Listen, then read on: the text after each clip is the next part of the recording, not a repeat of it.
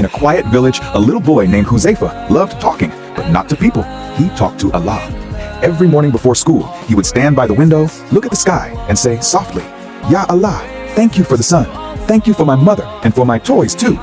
One day, his mother asked, "Huzaifa, who are you talking to every morning?" He smiled and said, "To Allah, Mama. He listens even when no one else does." His mother smiled, but didn't say much. Then one evening, it rained heavily. Their small house started leaking from the roof. Huzaifa saw his mother worried. He raised his tiny hands and whispered, "Ya Allah, please stop the rain. Mama is scared." And soon, the rain slowed down. His mother's eyes filled with tears. She hugged him and said, "Allah really listens, my son."